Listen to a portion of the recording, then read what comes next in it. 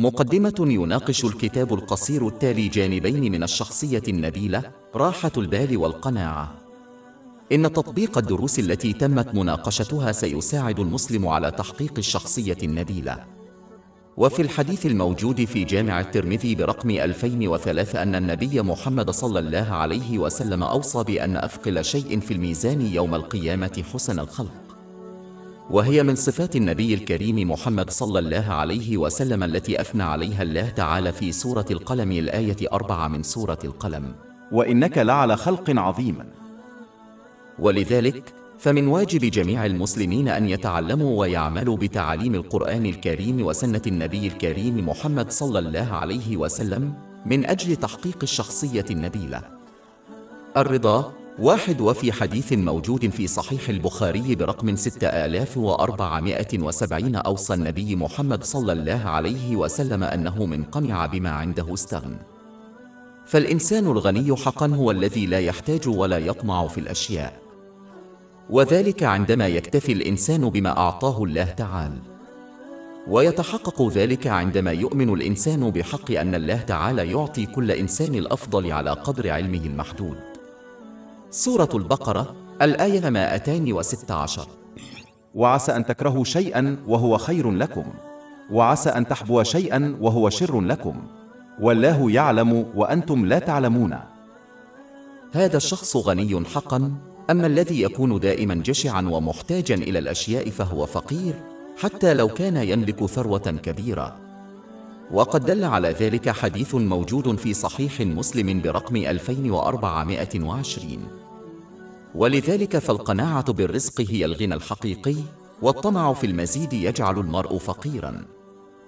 الرضا. 2. وفي حديث موجود في جامع الترمذي برقم 2305 أشار النبي الكريم محمد صلى الله عليه وسلم إلى بعض الخصائص المهمة التي يجب على المسلمين اتباعها.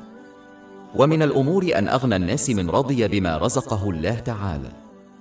فالذي يحتاج دائما إلى أمور الدنيا هو المحتاج، وهي كلمة أخرى للفقراء حتى لو كان لديهم مال كثير.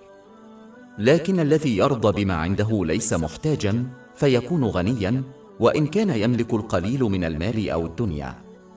كما أن من رضي بما أعطاه الله تعالى يرزق من النعمة التي تكفي أمواله لاحتياجاته وحاجات من يعولهم، وتمنحه راحة البال والبدن.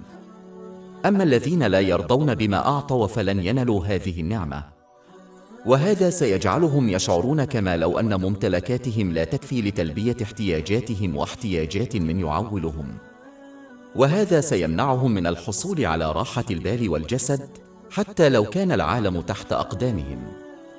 والرضا يشمل الرضا بما اختاره الله تعالى للإنسان وهو القدر. وينبغي للمسلم أن يعتقد اعتقادا راسخا أن الله تعالى يختار دائما لعبده الأفضل حتى لو لم يرعوا الحكمة من اختياره. سورة البقرة الآية 216.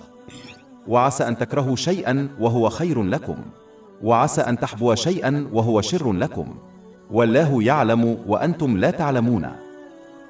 فإذا انصب المسلم على طاعة الله تعالى في كل حال، كالصبر في الشدة والشكر في الرخاء، وهو ما يتضمن استغلال النعم فيما يرضي الله تعالى، فإنه يكون كذلك. قدمت مع راحة البال. الرضا. 3. كانت لدي فكرة وأرضت مشاركتها. كثيرا ما ينشغل المسلمون بالسعي لتنفيذ مشاريع كبيرة، سواء كانت مرتبطة بالدين أو بالدنيا، مثل بناء مسجد. على الرغم من أن الإسلام يشجع على تحقيق أهداف عالية، إلا أنه يجب على المرء أن يضع في اعتباره دائما عدم المبالغة في تحقيق أهدافه. عندما يتجاوز المرء موارده في محاولة لتنفيذ فكرته الكبيرة، فإنه غالبا ما يفشل في تحقيقها.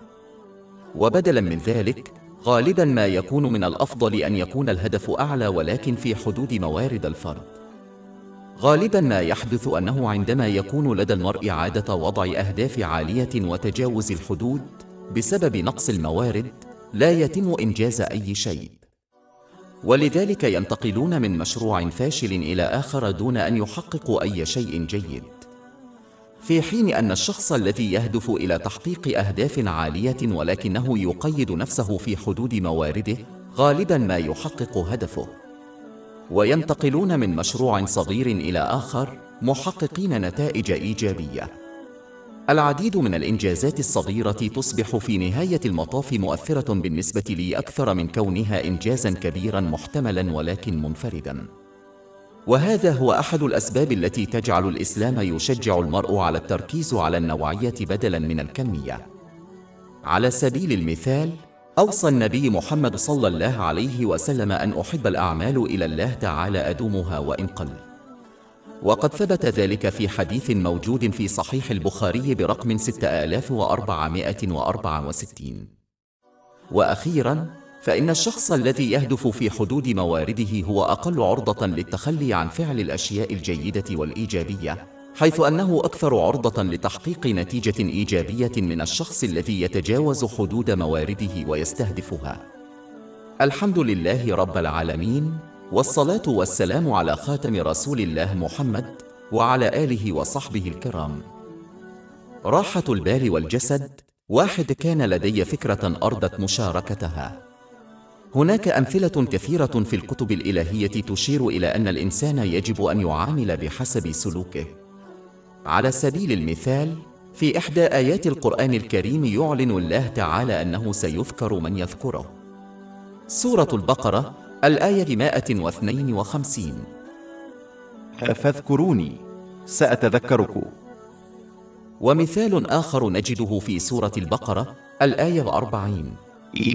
أوفوا بعهدي أوفي بعهدكم.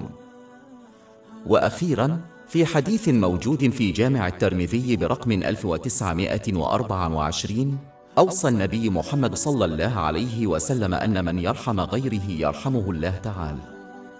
من الواضح تماماً أن الناس يسعون جاهدين في هذا العالم المادي لأنهم يرغبون في راحة البال والرضا. في ضوء المناقشة السابقة، غالباً ما يتحقق السلام في حياة الفرد عندما يسمح الشخص للآخرين بالعيش في سلام. إذا تأمل المرء في حياته الخاصة فسوف يدرك أنه يمكن تقسيم الناس إلى فئتين: أولئك الذين يهتمون بشؤونهم ويسمحون للآخرين بالعيش في سلام، وأولئك الذين لا يفعلون ذلك. لا يتطلب الأمر عبقرية لمعرفة أن أولئك الذين يسمحون للآخرين بالعيش في سلام هم الذين يحصلون على السلام، في حين أن أفراد المجموعة الأخرى لا يجدون السلام أبداً، بغض النظر عن عدد النعم الدنيوية التي يمتلكونها. ولهذا أوصى النبي صلى الله عليه وسلم في حديث في سنن ابن ماجه برقم 3976 أن المسلم لا يكمل إسلامه حتى يجتنب ما لا يعنيه. ومن يتجاهل هذه النصيحة وينشغل بالتدخل في شؤون الآخرين هم الذين لا يجدون السلام أبداً. كما يحرمون الآخرين السلام، فيحرمهم الله تعالى منه. لذلك، فإن الخطوة الكبيرة نحو تحقيق راحة البال هي السماح للآخرين بالعيش في سلام. ومن المهم أن نلاحظ أن هذا لا يعني ترك الأمر بالمعروف والنهي عن المنكر، فهذا واجب مهم. ولكن هذا يعني أن تلك الأشياء التي ليست خطيئة يجب أن تترك وشأنها، لأن توبيخ الآخرين باستمرار في قضايا ليست غير قانونية يؤدي فقط إلى العداوة وفقدان السلام في حياة الناس. لقد مر يوم وعصر كان فيه الناس يحبون أن ينصحهم الآخرون في كل الأمور الشرعية والحرامية، حتى لو كان ذلك يعني توبيخهم لأنهم يرغبون في إصلاح أنفسهم نحو الأفضل. لكن ذلك اليوم قد مضى منذ فترة طويلة. في أيامنا هذه، يكره معظم الناس أن يتعرضوا للتوبيخ بسبب الحرام، ناهيك عن الأشياء المشروعة ولكنها غير مرغوب فيها. لذلك من الأفضل تجنب هذا الموقف إذا كان الشخص يرغب في الحصول على القليل من السلام في حياته. والخلاصة أن من أسعد غيره نال السلام من الله تعالى. راحة البال والجسد. 2. وفي حديث في جامع الترمذي برقم 2465 أن النبي محمد صلى الله عليه وسلم أوصى بأن من قدم الاستعداد للآخرة على السعي للدنيا حصل على الرضا، صلاح له أمره، وسوف ينالون رزقهم بيسر. وهذا نصف الحديث، يعني أن من قام بحقيقة حقه نحو الله تعالى والخلق كنفقة أهله على وجه حلال مع تجنب فضل الدنيا حصل على الرضا، وذلك عندما يسعد المرء بما يملك دون أن يكون جشعا ويجتهد في الحصول على المزيد من الأشياء الدنيوية. والحقيقة أن الذي يكتفي بما يملك هو إنسان غني حقا، حتى ولو كان يملك ثروة قليلة، لأنه يستغني عن الأشياء. الاستقلال عن أي شيء يجعل المرء غنيا فيما يتعلق به.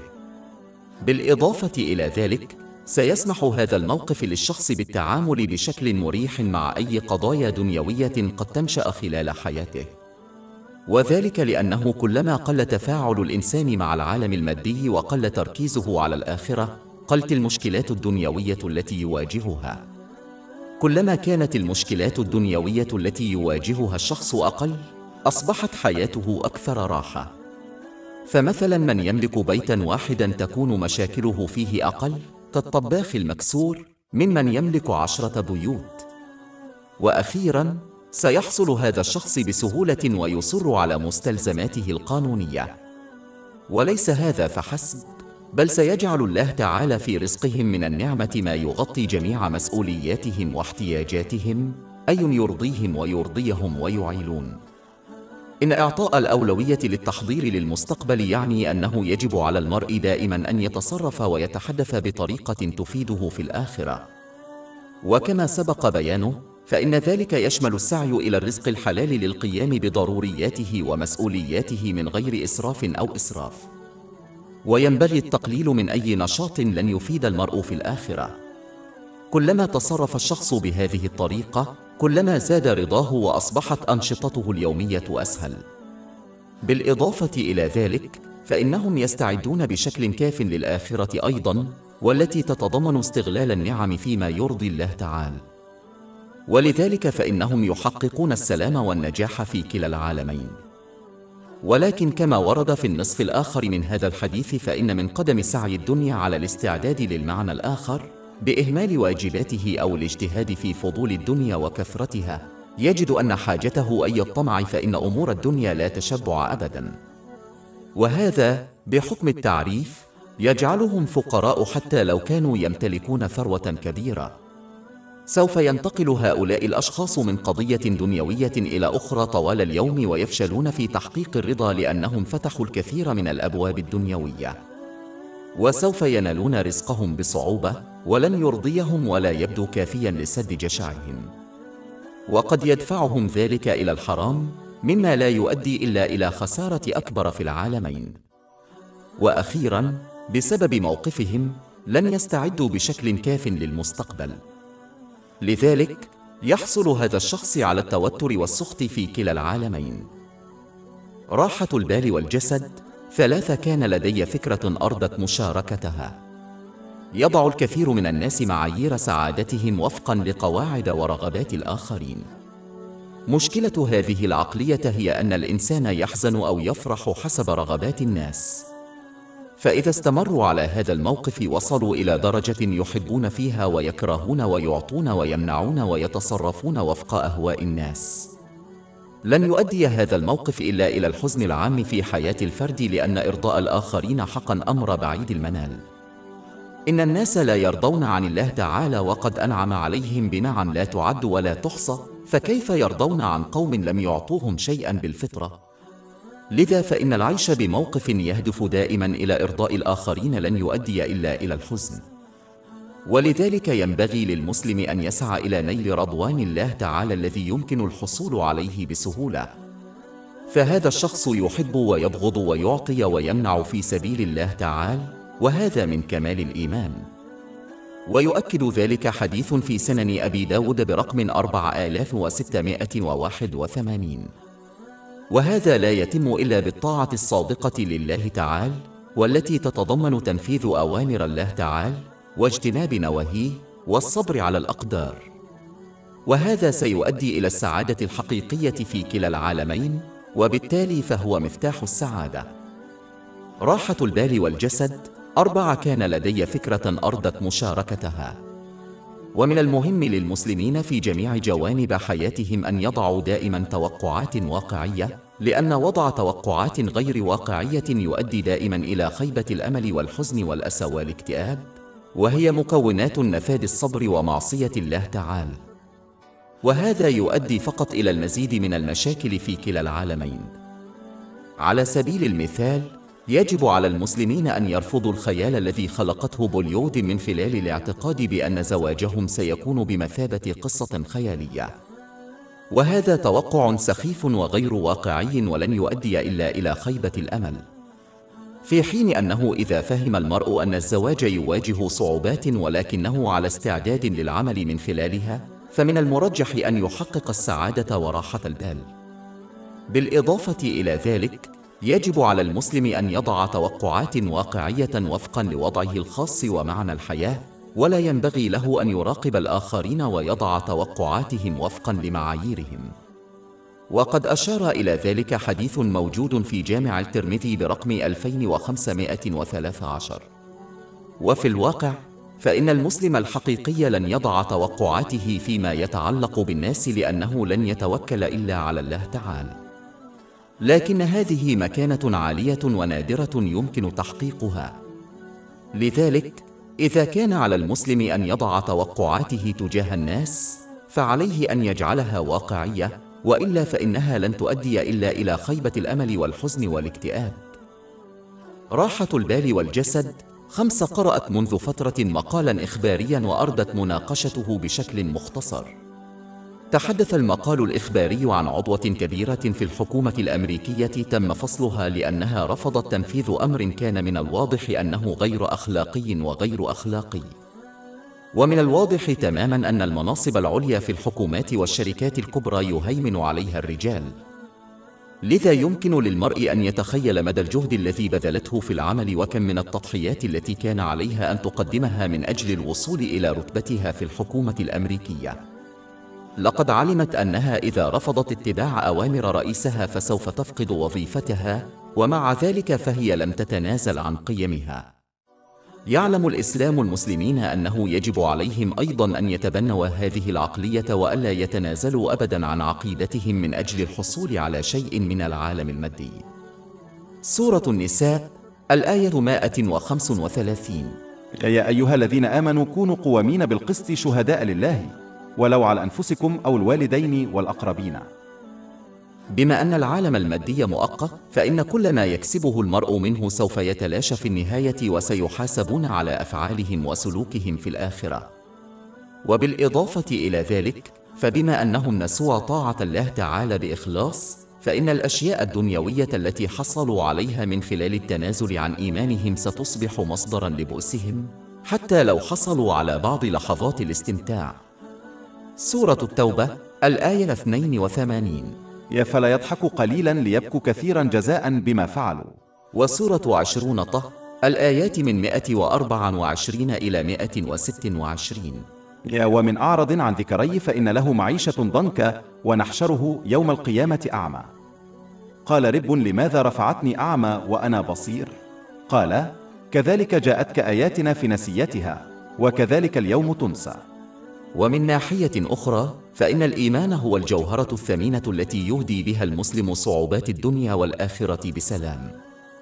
ولذلك فمن الحماقة الواضحة التنازل عن الشيء الأكثر نفعاً وأبقى من أجل شيء مؤقت يؤدي إلى الشقاء في العالمين. سورة النحل، الآية 97. يا من عمل صالحا من ذكر أو أنثى وهو مؤمن فلنحيينه حياة طيبة ولنجزينهم أجرهم بأحسن ما كانوا يعملون. سيواجه العديد من الأشخاص وخاصة النساء لحظات في حياتهم حيث سيتعين عليهم الاختيار بين التنازل عن عقيدتهم أم لا. على سبيل المثال، في بعض الحالات قد تعتقد المرأة المسلمة أنها إذا خلعت حجابها وارتدت ملابس معينة فإنها ستحظى باحترام أكبر في العمل وربما تصعد سلم الشركة بسرعة أكبر. وبالمثل، في عالم الشركات يعتبر من المهم الاختلاط مع الزملاء بعد ساعات العمل. لذلك قد يجد المسلم نفسه مدعوا إلى حانة أو ناد بعد العمل.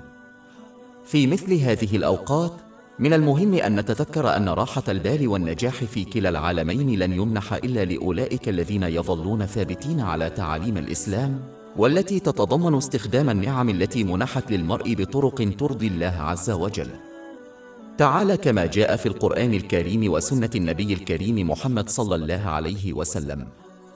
أولئك الذين يتصرفون بهذه الطريقة سوف ينالون النجاح الدنيوي والديني، لكن الأهم من ذلك أن نجاحهم الدنيوي لن يصبح عبئا عليهم، بل سيكون سببا إلى الله تعالى أن يسلمهم ويزيد درجتهم وذكرهم بين الناس. ومن أمثلة ذلك خلفاء الإسلام الراشدون، ولم يتنازلوا عن إيمانهم بل ظلوا ثابتين طوال حياتهم، وفي المقابل منحهم الله تعالى إمبراطورية دنيوية ودينية. جميع أشكال النجاح الدنيوي الأخرى هي مؤقتة للغاية، وعاجلا أم آجلا تصبح صعبة على حاملها. ولا يحتاج المرء إلا إلى ملاحظة العديد من المشاهير الذين تنازلوا عن مثلهم ومعتقداتهم من أجل الحصول على الشهرة والثروة، لتصبح هذه الأشياء سببا لحزنهم وقلقهم واكتئابهم وتعاطي المخدرات وحتى الانتحار. فكر في هذين المسارين للحظة ثم قرر أيهما ينبغي تفضيله واختياره. Peace of mind وبودي. 6. I had a thought which I wanted to share. I was bound for a common problem most people encounter during their lives. People often complain that no matter how hard they try they cannot seem to please everyone. No matter what situation they are in, someone always seems to be displeased with them. This is a reality which all experience, whether it is in their family life, work life or with friends. A Muslim should always remember a few simple things which would prevent them from stressing over this issue. Firstly, the majority of people are not pleased with all they exalted, even though He granted them countless blessings without being asked. How then can these people be truly happy with another person who in reality gave them nothing? Their lack of pleasure with all they exalted is quite evident from their complaint and the lack of gratitude they show Him. Secondly, no matter how much a person improves their character, they will never reach the sublime character possessed by the Holy Prophet Muhammad, peace and blessings be upon him, and the other Holy Prophets, peace be upon them. Yet they were still disliked by some people. If this is the case with them, how can a normal person achieve the pleasure of everybody during their life? A Muslim should also remember that as people were created with different mindsets, they will always find people who disagree with their attitude and behavior. Because of this, there will always be some people who are not pleased with a person at any given point in time. The only one who can come close to pleasing everyone is the toughest person who changes their attitude and beliefs depending on who they are dealing with. But eventually even this person will be publicly disgraced by all the exalted. Therefore, obtaining the pleasure of all people is an enable, and only a foolish person will strive to achieve something which cannot be done. A Muslim should therefore strive to prioritize the pleasure of all the exalted, above by fulfilling His commands, refraining from His prohibitions, and by facing destiny with patience according to traditions of the Holy Prophet Muhammad, peace and blessings be upon him. This does not mean a Muslim should not be respectful to others, as this contradicts the tradition of the Holy Prophet Muhammad, peace and blessings be upon him. It means a Muslim should understand that if they obey all the exalted, He will protect them from the negative attitude and effects of people, even if this protection is not obvious to them. But if they prioritize pleasing people, they will not achieve it, and all the exalted will not protect them from the displeasure and negative effects of people. راحة البال والجسد. 7. كان لدي فكرة أرضت مشاركتها. وبما أن جميع الناس لم يخلقوا على حال واحد، فمن المحتم أن يختلفوا على أشياء معينة. وفي الأمور المتعلقة بالدين والتي تفرق بين الحلال والحرام، يجب على المسلم أن يثبت على طاعة الله تعالى مهما خالفه أو خالفه. ولكن في الأمور التي يكون فيها الاختيار بين الخيارات الدنيوية المشروعة، يحق للمسلم أن يبدي رأيه للآخرين عندما يطلب منهم ذلك. لكن لا ينبغي لهم أن يضيعوا وقتهم ولا يتوتروا إذا اختلف الآخرون مع آرائهم. عندما يتمسك المرء بهذه الخلافات مع مرور الوقت، فإنه يمكن أن يتسبب في تراكم العداوة بين الناس، مما قد يؤدي إلى علاقات مكسورة ومكسورة. وقد يؤدي هذا أيضاً إلى خطيئة قطع العلاقات مع الناس. لذا في مثل هذه الحالات من المهم للمسلمين أن يتركوا الأمور تسير، وأن لا يحملوا مشاعر سلبية تجاه من يختلف معهم في الرأي والاختيار. يجب عليهم بدلاً من ذلك أن يدفعوا أنفسهم للموافقة على عدم الاتفاق والمضي قدماً من الموقف دون أي مشاعر سيئة. ومن يفشل في ذلك سيجد نفسه دائماً في جدال ومعاداة للآخرين، إذ لا بد أن يختلفوا مع الآخرين في مواضيع وقضايا معينة بسبب اختلاف صفاتهم وعقليتهم. إن فهم هذه النصيحة والعمل بها هو فرع من فروع إيجاد السلام في هذا العالم. راحة البال والجسد. 8. كان لدي فكرة أرضت مشاركتها. ومن المهم للمسلمين أن يقوموا بحقوق الناس عليهم مثل والديهم وفقاً لتعاليم الإسلام، ولكن لا ينبغي لهم أن يفعلوا ذلك من أجل الناس، ولا أن يبالغوا في واجباتهم فيتجاوزوا حدود الله تعالى. وينبغي بدلاً من ذلك أن لا يعملوا إلا لوجه الله تعالى، وأن يبقى في حدوده عند القيام بواجباته تجاه الآخرين. فمثلاً لا ينبغي لهم أن يعصوا الله تعالى في إرضاء الناس. المشكلة في إهداء حياته وجهوده للناس حتى لو لم يرتكب أي خطيئة، هو أنه سيأتي يوم بالتأكيد سيدرك فيه هذا الشخص أنه بذل الكثير من الجهد للناس، لكنه في المقابل لم يحصل منهم على شيء ذي أهمية مثل الشكر. وهذا الموقف يؤدي إلى المرارة تجاه الحياة والناس. فإذا أصر المرء على هذا الموقف فسوف يفشل في نهاية المطاف في واجباته تجاه الله تعالى، وخاصة تلك الواجبات تجاه الناس. ومن ناحية أخرى، عندما يعمل الإنسان في سبيل الله تعالى مهما قل شكر الناس له، فإنه لن يشعر بالمرارة مما عمل من أجله، ويرجو الأجر من الله تعالى. فإذا صدقت النية فإن ذلك سيمنع المرارة عندما يطلبون جزاء جهودهم من الله تعالى وليس من الناس. وقد يخذلهم الناس بسبب قلة الشكر، فيجزيهم الله تعالى بما يفوق توقعاتهم. راحة البال والجسد. 9. قرأت منذ فترة مقالاً إخبارياً وأردت مناقشته بشكل مختصر. تحدثت عن الحرية الاجتماعية وحقوق الناس وخاصة النساء. بادئ ذي بدء. من المهم أن نفهم أن الشيء الرئيسي الذي يفصل الإنسان عن الحيوان هو حقيقة أن الناس يعيشون وفقاً لقانون أخلاقي أعلى. ولو ترك الناس ذلك واكتفوا بأهوائهم لم يكن بينهم وبين الحيوانات فرق. في الواقع سيكون الناس أسوأ، لأنهم يمتلكون مستوى أعلى من التفكير حتى الآن، وما زالوا يختارون العيش مثل الحيوانات. 2. سواء أراد الناس الاعتراف بذلك أم لا، في الواقع فكل شخص هو خادم لشيء ما أو لشخص ما. بعضهم خدم للآخرين مثل مدير هوليود التنفيذيين، ويفعلون ما يأمرونهم به حتى لو كان ذلك يتحدى الحياء والعار. والبعض الآخر خدم لأقاربهم وأصدقائهم، ويفعلون كل ما يلزم لإرضائهم.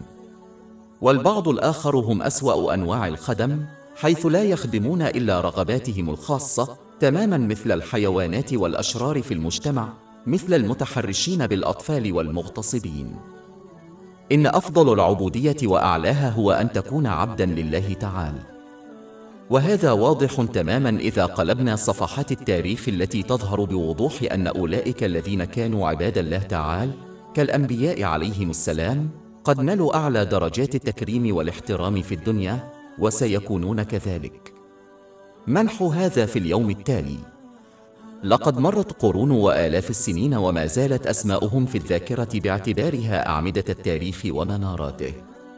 أما أولئك الذين أصبحوا خدماً للآخرين وخاصة شهواتهم، فقد تعرضوا في نهاية المطاف للخزي في هذا العالم، وأصيبوا بالاضطرابات النفسية وإدمان المخدرات، حتى لو وصلوا إلى بعض المكانة الدنيوية وأصبحوا مجرد هوامش في التاريخ.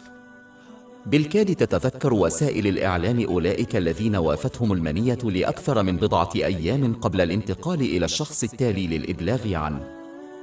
خلال حياتهم يصبح هؤلاء الأشخاص في النهاية حزينين ووحيدين ومكتئبين وحتى انتحاريين، لأن بيع أرواحهم وأخلاقهم لأسيادهم الدنيويين لم يمنحهم الرضا الذي كانوا يبحثون عنه. ولا يحتاج المرء إلى أن يكون عالماً لفهم هذه الحقيقة الواضحة. فإذا كان لا بد من أن يكون الناس عباداً، فعليهم أن يكونوا عباد الله تعالى، ففي هذا فقط العزة الدائمة والعظمة والنجاح الحقيقي. سورة النحل الآية 97. من عمل صالحا من ذكر أو أنثى وهو مؤمن فلنحيينه حياة طيبة ولنجزينهم أجرهم بأحسن ما كانوا يعملون. راحة البال والجسد 10. أولئك الذين يكفرون أو يتجنبون التصرف بناء على إيمانهم بالإسلام يفعلون ذلك من منطلق حب العالم المادي والأشياء الموجودة فيه، ويعتقدون أن الاعتقاد أو العمل بإيمانهم سيمنعهم من التمتع ببركات الدنيا، بمعنى أن الإيمان بالنسبة لهم هو ما يقيد رغباتهم، ولذلك يبتعدون عنه حرفيا أو عمليا، وبدلا من ذلك يتجهون نحو العالم المادي ويسعون جاهدين لتحقيق رغباتهم دون قيود، معتقدين أن السلام الحقيقي يكمن في ذلك، وينظرون إلى من يقبل الإيمان ويحققه بالتحكم في أفعاله واستخدام بركاته الدنيوية فيما يرضي الله تعالى، ويعتقدون أن هؤلاء المسلمين المتقين هم عبيد أذلة منعوا من الاستمتاع، بينما هم الكافرون والضلالون أحرار.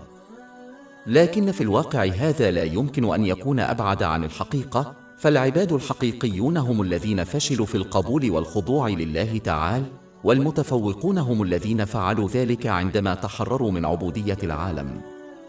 يمكن فهم ذلك بمثال: سيقيد الوالد الجيد نوع الطعام الذي يتناوله طفله، مما يعني أنه لن يسمح له إلا بتناول الأطعمة السريعة وغير الصحية من حين لآخر، وبدلا من ذلك يجبره على اتباع نظام غذائي صحي. لذلك يعتقد هذا الطفل أن والديه قد وضع عليهم قيودا غير مرغوب فيها، وأنهم أصبحوا عبيدا لوالدهم ونظامهم الغذائي الصحي. ومن ناحية أخرى فقد أذن لطفل آخر من والديه أن يأكل ما يشتهي وفي أي وقت يرغب فيه وبقدر ما يرغب فيه. لذلك يعتقد هذا الطفل أنه متحرر تماما من كل القيود. عندما يجتمع هؤلاء الأطفال معا، فإن الطفل الذي منح الحرية الكاملة ينتقد وينظر بازدراء إلى الطفل الذي تم تقييده من قبل والديه. سيشعر الطفل الأخير أيضا بالأسف على نفسه عندما يلاحظ أن الطفل الآخر قد أعطي حرية التصرف كما يحلو له. ظاهريا يبدو أن الطفل الذي منح الحرية قد حصل على السعادة، بينما الطفل الآخر مقيد بقيود شديدة بحيث لا يتمكن من الاستمتاع بالحياة. ولكن بعد سنوات سوف تظهر الحقيقة. الطفل الذي لم يكن لديه أي قيود يكبر ليصبح غير صحي للغاية. على سبيل المثال: السمنة والسكري وارتفاع ضغط الدم وما إلى ذلك. ونتيجة لذلك يصبحون غير صحيين عقليا، حيث يفقدون الثقة في أجسادهم وفي مظهرهم، وبسبب هذا يصبحون عبيدا للأدوية والأمراض والمشاكل النفسية والاجتماعية. كل هذه الأمور تقيد سعادتهم وحياتهم، في حين أن الطفل الذي كان مقيدا من قبل والديه ينمو بصحة جيدة في العقل والجسم، ونتيجة لذلك يصبحون واثقين من أجسادهم وقدراتهم، مما يساعدهم على النجاح في الحياة، ويتحررون من أي عبودية للأدوية والأمراض والمشاكل النفسية والاجتماعية عندما ينشأون على التوازن والتوجيه الصحيح. فالطفل الذي ليس له قيود نشأ وهو عبد لأشياء كثيرة، بينما الطفل الذي له قيود نشأ مستقلا عن كل القيود. والخلاصة أن العبد الحقيقي هو الذي يصبح عبدا لكل شيء إلا الله تعالى، مثل وسائل التواصل الاجتماعي والمجتمع والأزياء والثقافة، وهذا يؤدي إلى مشاكل نفسية وجسدية واجتماعية، في حين أن الإنسان الحر الحقيقي وهو الذي لا يستسلم إلى لله تعالى فيحصل بذلك راحة البال والبدن. راحة البال والجسد 11. قرأت منذ فترة مقالا إخباريا وأردت مناقشته بشكل مختصر، وتحدثت عن الإجراءات الصارمة التي اتخذتها الحكومة لمكافحة انتشار فيروس كورونا. نظراً لأنه تم وضع الأشخاص في سيناريو من نوع الإغلاق، فيجب تذكير المسلمين بوضعهم في حالة إغلاق دائم مما يعني الموت. فكما يسارع الناس إلى تكديس ضرورياتهم اليومية مثل الطعام، ينبغي للمسلم أن يسارع إلى تكديس الضروريات اللازمة للنجاح في الدارين، وهي طاعة الله تعالى التي تنطوي على تحقيق أمره وأوامره واجتناب نواهيه، ومواجهة القدر بالصبر على سنة النبي محمد صلى الله عليه وسلم. وهذا بدوره يضمن استخدام النعم التي منحت له فيما يرضي الله تعالى. يجب على المسلمين أن يغتنموا فرصة الحجر الصحي من خلال اكتساب المعرفة الإسلامية والعمل بها من أجل الاستعداد للحظر الدائم الذي سيحدث قريباً في وقت غير معروف. بالإضافة إلى ذلك، يجب على المسلمين الاستفادة من الوقت الذي يقضونه في المنزل من خلال التفكير حقاً في حياتهم وتصرفاتهم والمسار الذي يسلكونه. ومن المهم أن نفهم أن من يقيم أعماله ويحكم عليها خلال حياته بإخلاص في سبيل الله تعالى، سوف يلهمه تحسين أخلاقه تجاه الله تعالى والخلق، وهذا يضمن لهم حسن التصرف في الدنيا باستخدام النعم التي حصلوا عليها فيما يرضي الله تعالى، فيحصلون على راحة البال، وهذا التأمل الذاتي يضمن لهم الحساب السهل يوم القيامة. سورة النحل الآية 97. من عمل صالحا من ذكر أو أنثى وهو مؤمن فلنحيينه حياة طيبة ولنجزينهم أجرهم بأحسن ما كانوا يعملون. أما الذين لا يستغلون وقتهم بالحكم على أنفسهم فسوف يستمرون في الغفلة، وبالتالي يعيشون حياة صعبة في الدنيا، كما أساءوا استخدام النعم التي حصلوا عليها، وسيواجهون يوم القيامة حسابا قاسيا وقاسيا. سورة 20 طه الآية 124. ومن أعرض عن ذكري فإن له معيشة ضنكا ونحشره يوم القيامة أعمى. أخيراً، من غير المرجح أن يحدث هذا التأمل عندما يبالغ المرء في العبادة بشكل مفرط، خاصة بلغة لا يفهمها. وهذا التدبر لا يحدث إلا عند دراسة القرآن الكريم وسنة النبي الكريم محمد صلى الله عليه وسلم والعمل به. هناك الكثير من المعرفة المتاحة بنقرة زر واحدة، لذلك لا يترك للمسلمين أي أعذار. راحة البال والجسد 12 قرأت مقالا إخباريا وأردت مناقشته باختصار. تحدثت عن ضغوط العمل في العصر الحديث وإيجاد السلام في حياة الفرد. إنه هدف عالمي لجميع الناس بغض النظر عن عقيدتهم أو طبقتهم الاجتماعية لتحقيق راحة البال في هذا العالم. إنه السبب الأساسي وراء سعي الناس في هذا العالم المادي والعمل لساعات طويلة وتكريس غالبية جهودهم لهذا العالم. يرغب الإنسان في الحصول على حياة لا يعاني فيها من ضغوط أو قلق مثل الصعوبات المالية. ولكن من الغريب أن يبحث الناس وخاصة المسلمين عن راحة البال في المكان الخطأ، تماما مثل الشخص الذي يرغب في مشاهدة مباراة كرة قدم ولكنه يذهب إلى مباراة كوريكيت. وقد بين الله تعالى أن الطمأنينة الحقيقية إنما تكمن في طاعته التي تتضمن استخدام النعم التي أنعم بها عليهم فيما يرضيه، كما جاء في القرآن الكريم وسنة النبي محمد صلى الله عليه وسلم عليه الصلاة والسلام. سورة الرعد الآية 28. ألا بذكر الله تطمئن القلوب. وسورة النحل 16 الآية 97. من عمل صالحا من ذكر أو أنثى وهو مؤمن فلنحيينه حياة طيبة ولنجزينهم أجرهم بأحسن ما كانوا يعملون. عندما يسعى الإنسان إلى راحة البال في العالم المادي، فإن ذلك لن يؤدي إلا إلى ابتعاده عن هدفه، كما سيشجعه على إساءة استخدام البركات التي منحت له. عندما يحدد الشخص هدفاً فيما يتعلق بهذا العالم المادي، فإن هذا الهدف لن يؤدي إلا إلى المزيد من الأهداف، ويستمر هذا حتى يغادر الإنسان هذا العالم دون أن يحصل على ما كان يبحث عنه. ومن الواضح أن الأغنياء لا يحصلون على راحة البال الحقيقية لأنهم يضغطون أكثر من الأشخاص العاديين، وكل ما يحصلون عليه من العالم ينتهي به الأمر إلى أن يصبح عبئاً عليهم. ولهذا أوصى النبي الكريم محمد صلى الله عليه وسلم في حديث موجود في جامع الترمذي برقم 2465 أن من هم بالآخرة رزق قلبا غنيا والله تعالى يرزقه. نظموا شؤونهم أي حصلوا على راحة البال. لكن الذي يركز على العالم المادي لن يرى إلا فقره وأموره ستصبح مشتتة المعنى، لن يحقق راحة البال. ومن أطاع الله تعالى وجد راحة البال ولو كان يملك من الدنيا القليل. لكن الذي يضيع في العالم المادي سوف ينتقل من باب دنيوي إلى آخر، لكنه لن يجد السلام الحقيقي أبدا لأنه لم يوضع هناك. إذا أراد الإنسان أن يشاهد مباراة كرة قدم فلا يذهب إلى مباراة كوريكيت، وإذا أراد المسلم راحة البال فلا يبحث عنها في العالم المادي، فإنها لا تكمن إلا في طاعة الله تعالى. ومن المهم أن نلاحظ أن الملتزمين بتعاليم الإسلام سوف يواجهون صعوبات طوال حياتهم، وهذا أمر مضمون. ولكن بطاعتهم يذهب الله تعالى عنهم الخوف والحزن حتى يظلوا ثابتين على الطريق الصحيح.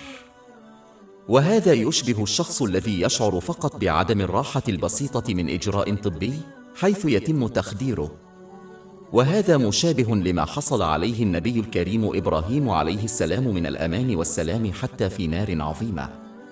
سورة الأنبياء 21 الآيات من 68 إلى 69. يقال حرقوه وانصروا آلهتكم إن كنتم فاعلين يقولن يا نار كوني بردا وسلاما على إبراهيم. راحة البال والجسد 13 قرأت منذ فترة مقالا إخباريا وأردت مناقشته بشكل مختصر. وقد تناولت الحالة العاطفية للأشخاص الذين يحاولون تحقيق التوازن بين جوانب مختلفة من حياتهم مثل عملهم وحياتهم الشخصية والاجتماعية. الشيء الوحيد الذي يمكن أن يساعد الشخص على تجنب التوتر المرتبط بهذا هو تبني حالة ذهنية متوازنة. يحدث هذا عندما يحاول الشخص التحكم في عواطفه بطريقة لا تسمح لنفسه بتجربة حالات عاطفية متطرفة، لأنها غالباً ما تؤدي إلى التوتر والاضطرابات العقلية. وقد سبق الإشارة إلى ذلك في سورة الحديد الآية 23 من القرآن الكريم: لكي لا تأسوا على ما فاتكم ولا تفرحوا بما آتاكم. الإسلام لا يمنع الإنسان من إظهار العواطف، لأن هذا جزء من الإنسان، لكنها تنصح بحالة ذهنية متوازنة بحيث لا يتأرجح المرء من عاطفة متطرفة إلى أخرى. الحزن في المواقف الصعبة أمر مقبول، ولكن لا ينبغي للمرء أن ييأس، وهو الحزن الشديد، إذ يؤدي ذلك في كثير من الأحيان إلى اضطرابات نفسية أخرى مثل الاكتئاب. والسعادة مقبولة، ولكن لا ينبغي للإنسان أن يبالغ في سعادته، أي أن يكون مبتهجاً، لأن ذلك قد يؤدي في كثير من الأحيان إلى خطايا وندم في كلا العالمين. يجب على المسلم أن يسعى للحصول على حالة ذهنية متوازنة من خلال تذكر النعم التي لا تعد ولا تحصى التي لا يزال يمتلكها في أوقات الشدة والتي تمنع الحزن الشديد وهو اليأس. وعليهم في أوقات الرخاء أن يتذكروا أنهم سيحاسبون على الشيء الذي يرضيهم، وإذا أساءوا استخدامه أو فشلوا في القيام بالواجبات المرتبطة به فقد يتعرضون للعقوبة عليه. بالإضافة إلى ذلك، إذا استخدموا النعمة فيما يرضي الله تعالى فسيحصلون على المزيد من النعم في الدارين. سورة إبراهيم الآية 7: وإذ تأذن ربكم لئن شكرتم لأزيدنكم. إن التصرف بهذه الطريقة سيمنع المرء من أن يصبح سعيداً بشكل مفرط، أي مبتهجاً. إن الحالة الذهنية المتوازنة هي الأفضل دائماً، والتي تمنع الآثار السلبية للحالات المزاجية المتطرفة. وهذا يقرب المسلم من الطمأنينة الحقيقية وطاعة الله تعالى، التي تتضمن تنفيذ أوامره والامتناع عن نواهيه ومواجهة القدر بالصبر، عملاً بسنة النبي الكريم محمد صلى الله عليه وسلم عليه. وهذا يساعد أيضاً الشخص في الحصول على حالة عقلية متوازنة وراحة البال والجسد في كلا العالمين. سورة النحل الآية 97: من عمل صالحا من ذكر أو أنثى وهو مؤمن فلنحيينه حياة طيبة ولنجزينهم أجرهم بأحسن ما كانوا يعملون. راحة البال والجسد 14 يسعى الكثير من الناس لتحقيق المزيد في هذا العالم المادي على الرغم من أنهم قد حصلوا بالفعل على الكثير من النجاح الدنيوي. وعلى الرغم من أن الإسلام لا يحرم هذا النوع من العقلية طالما تم تجنب المحرمات، فيجب على المسلم أن يفهم حقيقة مهمة. ومن الواضح أن راحة البال لا تحصل على كثير من ممتلكات الدنيا كالثروة. في الواقع غالباً ما ينتهي الأمر بهؤلاء الأشخاص إلى الاكتئاب إلى حد الانتحار. لقد تم خلق رغبات الإنسان الدنيوية بحيث بغض النظر عما يحصل عليه المرء، فإنه دائماً ما يرغب في المزيد بغض النظر عن عقيدته وحالته الاجتماعية. على سبيل المثال، فرعون الذي عاش في زمن النبي الكريم موسى عليه السلام نال كل بركات الدنيا التي يمكن تصورها، ولم ينل بعد راحة البال والرضا. وبدلاً من ذلك، دفعته رغبته في الحصول على المزيد إلى مرحلة أصبح فيها يرغب في أن يعبد كائله. سورة 79 النازعات الآية 24. فقال أنا ربكم الأعلى. بغض النظر عن الرغبات التي يحققها الشخص، فهي تؤدي فقط إلى رغبة المزيد من الأشياء. من يملك منزلين يريد 3، المليونير يريد أن يصبح مليارديرا. ولهذا حذر النبي الكريم محمد صلى الله عليه وسلم في حديث موجود في صحيح البخاري برقم 6439 من أن من كان له وادي من ذهب لا يرغب إلا في وادي آخر. إن المسلم الذي يرغب في راحة البال الحقيقية التي هي أغلى من كنوز الأرض، عليه أن يحد من رغباته الدنيوية. وكلما زاد تقييدهم والوفاء فقط بضرورياتهم ومسؤولياتهم، كلما حصلوا على راحة البال. وهذه العقلية تغلق أبواب الانشغال والسعي إلى المزيد من الأمور الدنيوية التي بدورها تريح العقل والجسد.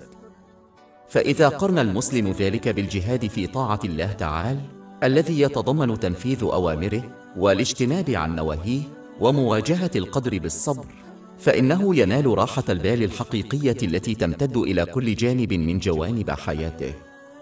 كلا العالمين.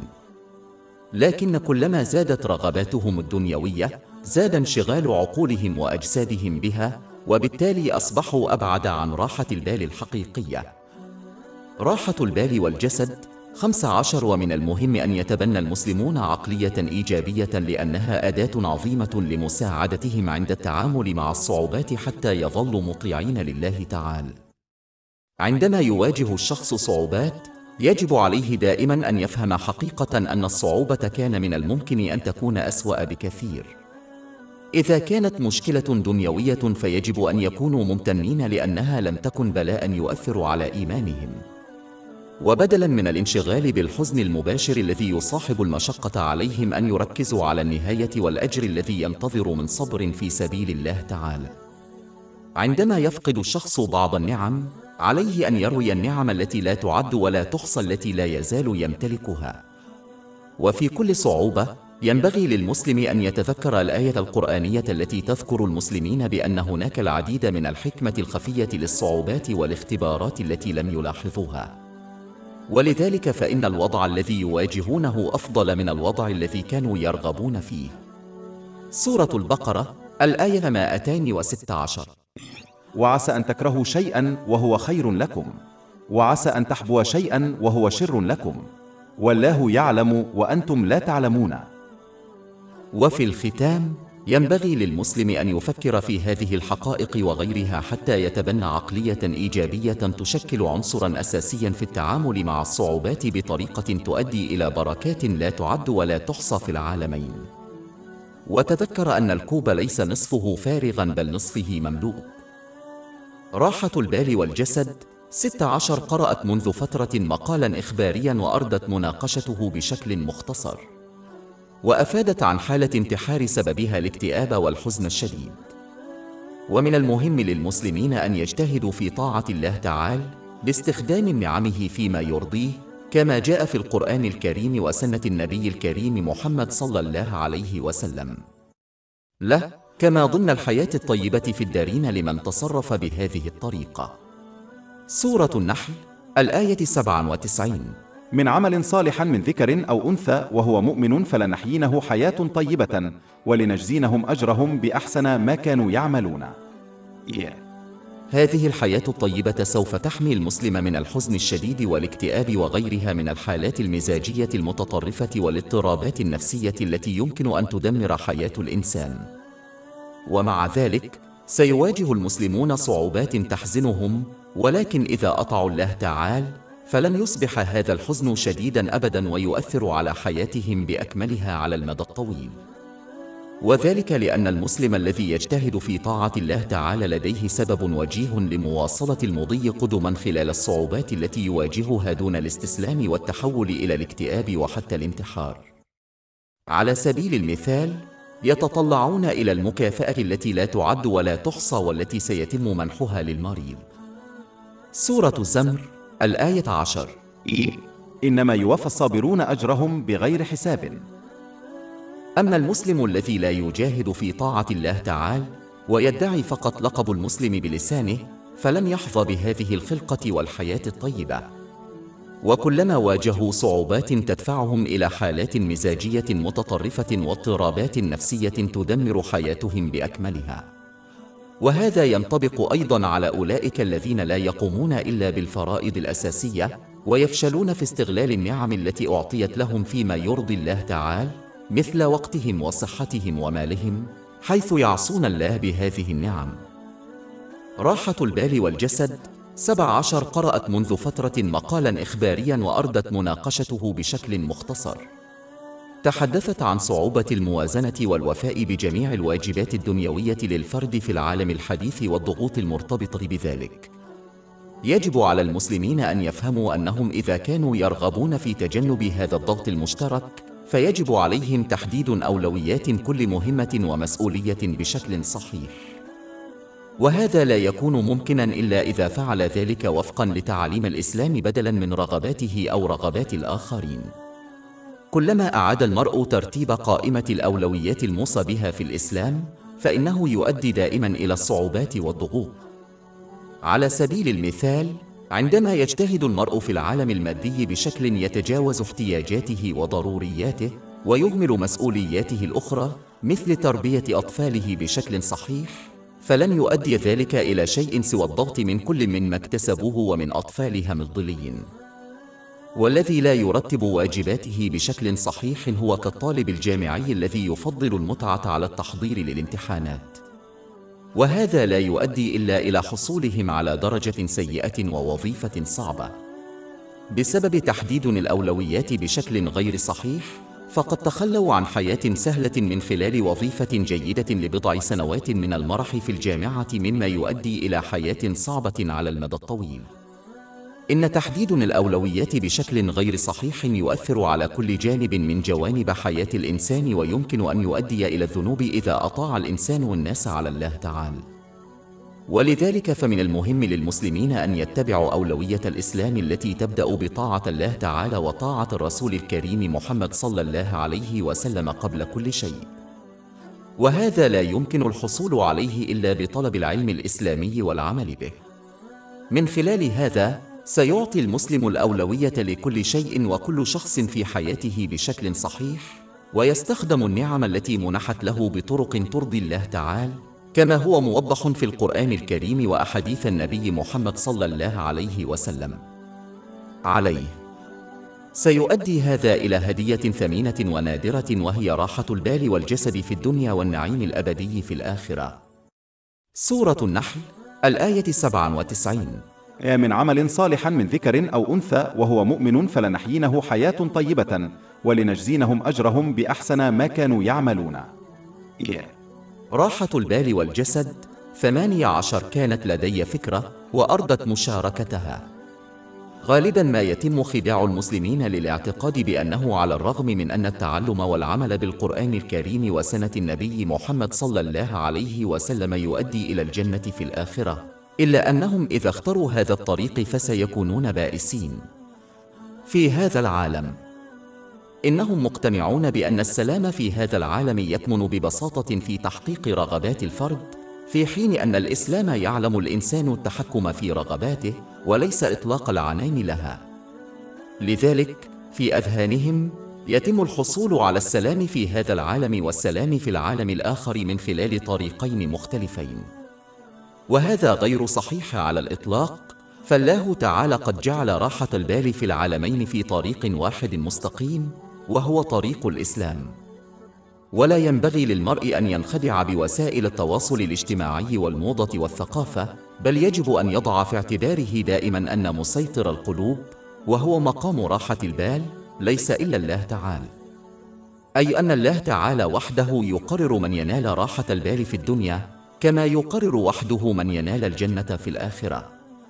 ولذلك يجب على المرء أن يبحث عن راحة البال في العالمين في طاعة الله تعالى الصادقة، وهذا يشمل استخدام النعم الممنوحة فيما يرضيه كما هو مذكور في القرآن الكريم وأحاديث النبي الكريم محمد صلى الله عليه وسلم. سورة النحل الآية 97. من عمل صالحا من ذكر أو أنثى وهو مؤمن فلنحيينه حياة طيبة ولنجزينهم أجرهم بأحسن ما كانوا يعملون. فإذا اعتقد المرء خطأ أن راحة البال في الدنيا وسلام الآخرة يتم الحصول عليهما عبر طريقين مختلفين، فإنه حتما سيحاول الحصول على راحة البال في الدنيا ويؤخر الاستعداد العملي للآخرة، وهذا الموقف لن يؤدي إلا إلى منعهم من الحصول على راحة البال في كلا العالمين. سورة 20 طه الآيات من 124 إلى 126. ومن أعرض عن ذكري فإن له معيشة ضنكا ونحشره يوم القيامة أعمى. قال رب لماذا رفعتني أعمى وأنا بصير؟ قال كذلك جاءتك آياتنا في نسيتها وكذلك اليوم تنسى. راحة البال والجسد 19 كانت لدي فكرة وأردت مشاركتها. من المقبول على نطاق واسع أنه عندما يفشل الاختراع في تحقيق هدفه الأساسي وهو الوجود، فإنه يعتبر فاشلاً حتى لو كان يمتلك العديد من الخصائص الجيدة. على سبيل المثال، الهاتف الذي يحتوي على العديد من الميزات الممتازة مثل الكاميرا عالية الجودة سيعتبر فاشلاً إذا لم يكن من الممكن استخدامه لإجراء مكالمات هاتفية وهي وظيفته الأساسية. وكذلك الإنسان الاختراع وخلق الله تعالى لهدف محدد. سورة الذاريات الآية 51 الآية 56. وما خلقت الجن والإنس إلا ليعبدوني. فالغرض الوحيد للبشر هو العبادة، أي طاعة الله تعالى، وهذه الطاعة الصادقة تتضمن تنفيذ أوامر الله تعالى واجتناب نواهيه ومواجهة القدر بالصبر على سنة النبي محمد صلى الله عليه وسلم، وهذا يضمن استغلال كل نعمة من الله تعالى فيما يرضيه. لكن الشخص الذي يفشل في تحقيق هدفه سوف يعيش حياة لا معنى لها ولا هدف حتى لو حقق الكثير من النجاح الدنيوي، وهذا واضح تماما عندما يلاحظ المرء المجتمع. سيرون بوضوح أن أولئك الذين حققوا الكثير من النجاح الدنيوي هم الأكثر قلقا وتوترا واكتئابا وإدمانا على المخدرات والكحول من أي شخص آخر، وذلك بسبب فشلهم في تحقيق هدفهم من الخلق، مما يجعلهم يسيئون استخدام النعم التي منحها الله تعالى لهم. سورة 20 طه الآية 124. ومن أعرض عن ذكري فإن له معيشة ضنكا. يجب على المسلم ألا يخدع نفسه بالاعتقاد بأن لديه حياة هادفة إذا فشل في استخدام بركاته الدنيوية فيما يرضي الله تعالى، حتى لو قاموا بالواجبات الأساسية مثل الصلوات الخمس اليومية. يمتد غرض الفرد إلى ما هو أبعد من بعض الطقوس والممارسات اليومية والسنوية. إنه في الواقع يشمل كل نفس وكل جانب من جوانب حياة المرء. على سبيل المثال، الحياة المالية والخاصة والاجتماعية والعملية والأسرية. والمسلم الذي يفشل في تحقيق غرضه يشبه المزهرية التي تبدو جميلة من الخارج حيث يؤدي الفرائض الأساسية، ولكن كما أن المزهرية فارغة من الداخل، كذلك هي حياتهم.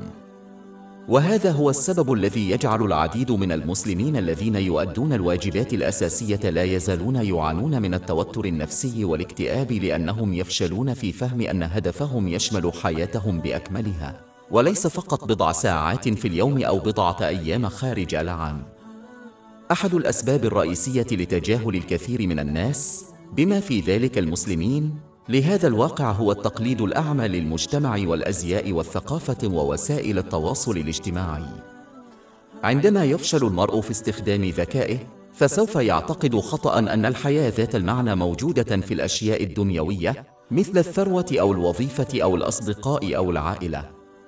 ويجب على المرء أن يتجنب التصرف كالماشية، وأن يتعلم بدلاً من ذلك من التعاليم الإسلامية ومن خلال مراقبة اختيارات الآخرين في الحياة وعواقبها. عندما يفعل المرء ذلك بشكل صحيح سوف يفهم أن الوجود ذي المعنى لا يكمن في السعي وراء الأشياء الدنيوية، بل يكمن فقط في تحقيق غرض الفرد من الخلق، تماماً مثل إعطاء القيمة للاختراع الذي يؤدي وظيفته الأساسية في الخلق. إن عدم إدراك ذلك هو المأساة الحقيقية للبشرية. يجب على جميع الناس أن يسعى لتحقيق هدفهم من الخلق، وهو استخدام النعم التي أنعموا بها فيما يرضي الله تعالى، كما هو مبين في القرآن الكريم وسنة النبي الكريم محمد صلى الله عليه وسلم، لأن هذا وحده يؤدي إلى حياة ذات معنى وهادفة وسلمية في كلا العالمين. سورة الرعد الآية 28. ألا بذكر الله تطمئن القلوب. وسورة النحل 16 الآية 97. من عمل صالحا من ذكر أو أنثى وهو مؤمن فلنحيينه حياة طيبة ولنجزينهم أجرهم بأحسن ما كانوا يعملون. راحة البال والجسد 20. إن أحد أهم الأهداف الأساسية للقرآن الكريم وسنة النبي الكريم محمد صلى الله عليه وسلم هو أن يحقق الناس راحة الجسد والعقل في هذا العالم. سورة الرعد الآية 28. ألا بذكر الله تطمئن القلوب. وسورة النحل 16 الآية 97. من عمل صالحا من ذكر أو أنثى وهو مؤمن فلنحيينه حياة طيبة ولنجزينهم أجرهم بأحسن ما كانوا يعملون.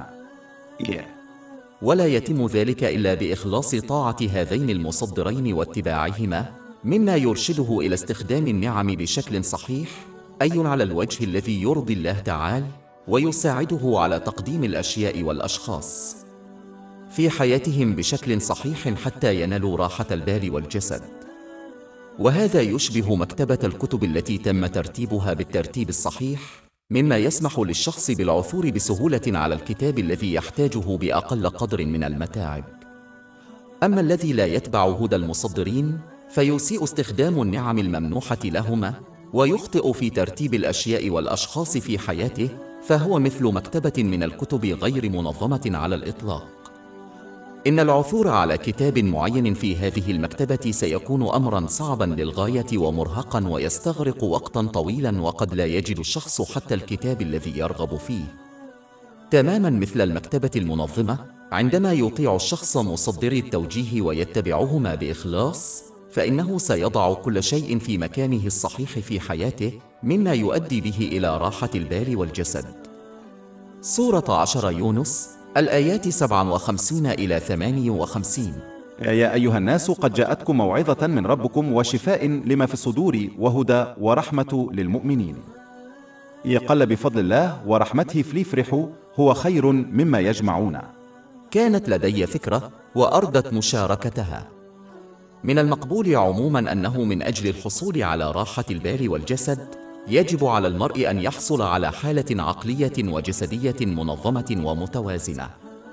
فمثلاً الحالة المنظمة والمتوازنة تشبه مكتبة من الكتب مرتباً ترتيباً جيداً، مما يسمح للمرء بالعثور على الكتاب الذي يرغب فيه بسهولة. حيث أن الحالة غير المنظمة وغير المتوازنة تشبه مكتبة غير منظمة من الكتب، مما يجعل العثور على كتاب معين أمراً صعباً ومرهقاً. تسمح الحالة العقلية والجسدية المنظمة والمتوازنة للشخص بوضع كل شيء وكل شخص في مكانه المناسب في حياته، حيث يتجنب التطرف في بعض جوانب حياته مع إهمال الجوانب الأخرى، وهذا يؤدي إلى راحة البال والجسد. لكن من المهم الإشارة إلى أنه لا يمكن تحقيق هذه النتيجة من خلال متابعة المجتمع والموضة والثقافة، فهذه الأمور متقلبة بطبيعتها وغالباً ما تتأرجح من طرف إلى آخر. على سبيل المثال، ما كان يعتبر سلوكا منحرفا قبل بضع سنوات أصبح هو القاعدة اليوم.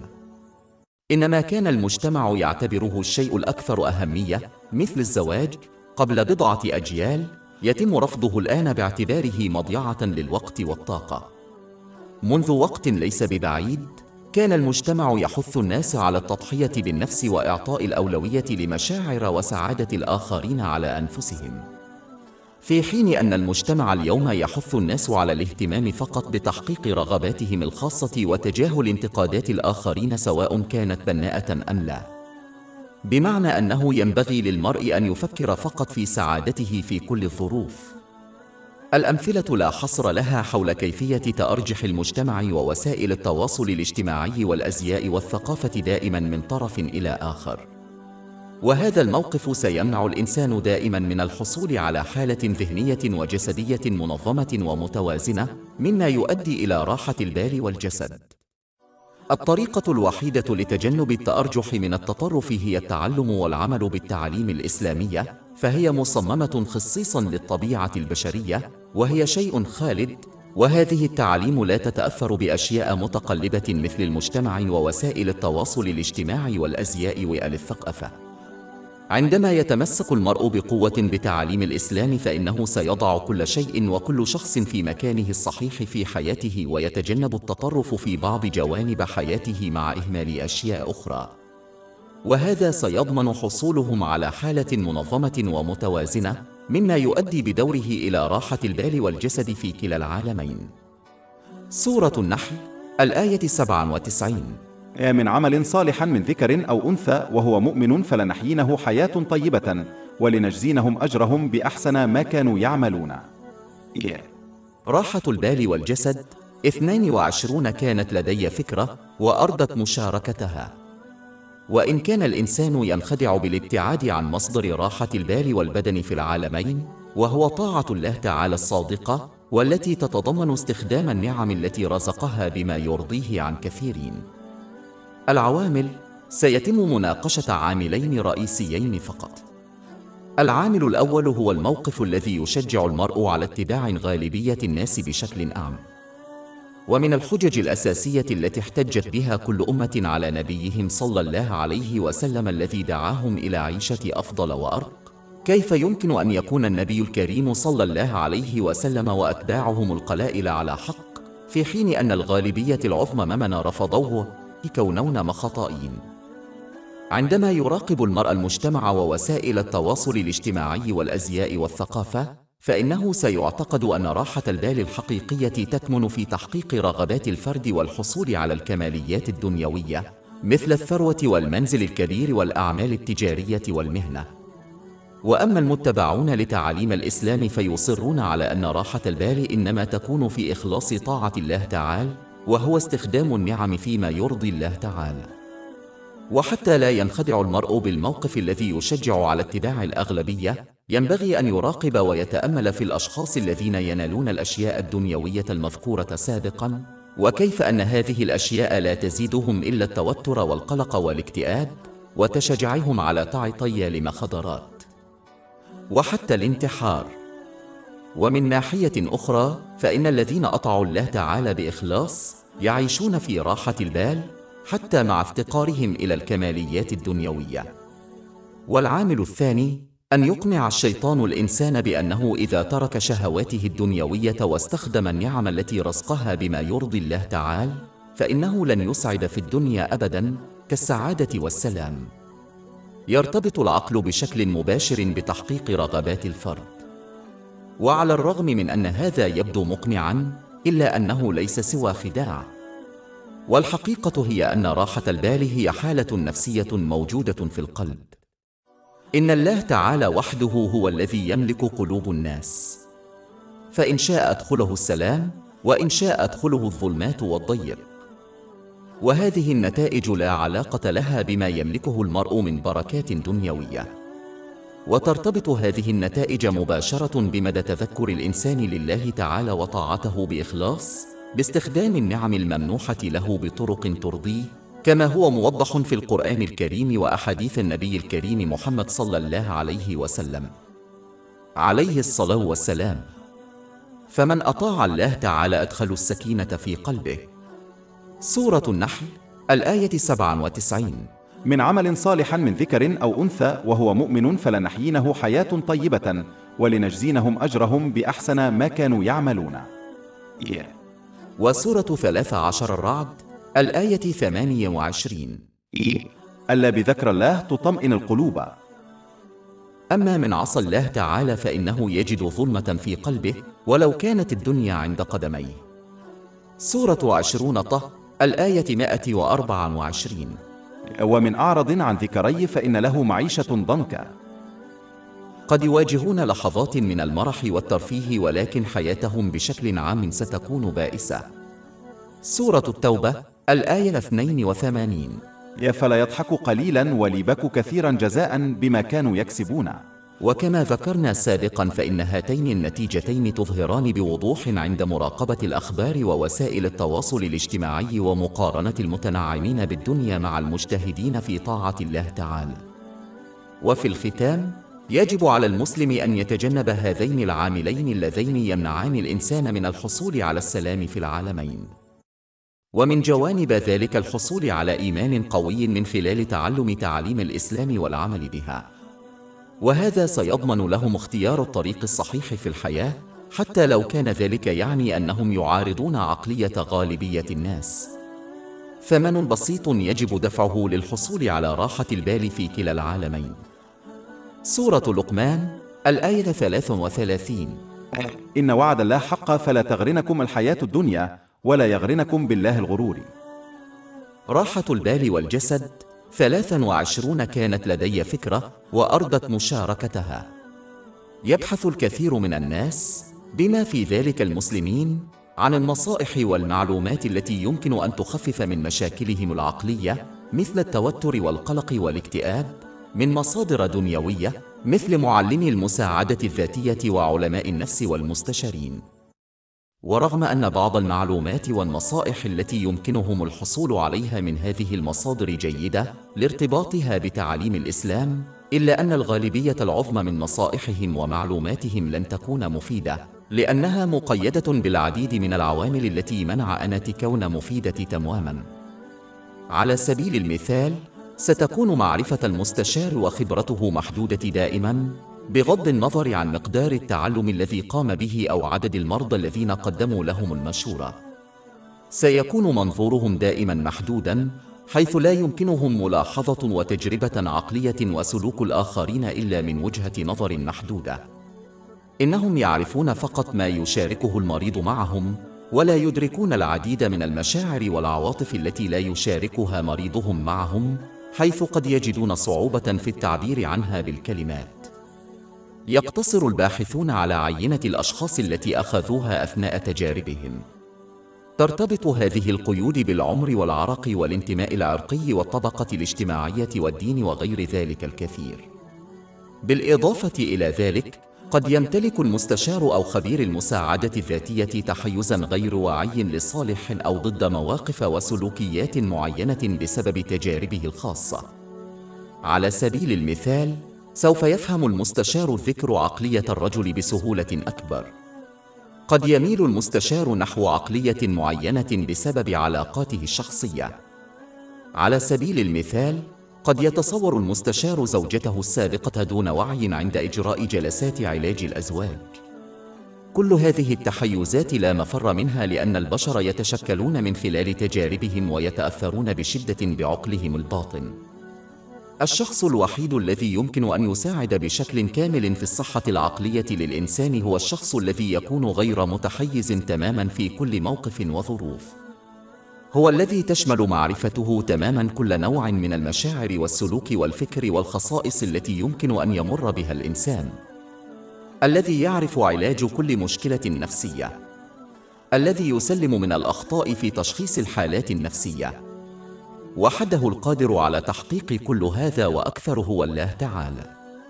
سورة الملك الآية 14. أفلا يعلم الذين خلقهم. ولذلك إذا أراد الإنسان علاج مشاكله النفسية فعليه أن يطلبه من الله تعالى، من خلال اكتساب تعاليم القرآن الكريم وسنة النبي محمد صلى الله عليه وسلم والعمل بها. ومن خلال هذا الأسلوب فإن العلوم الدنيوية التي تسير بالتوازي مع تعاليم الإسلام ستفيدهم أيضاً. سورة الأنبياء الآية 10.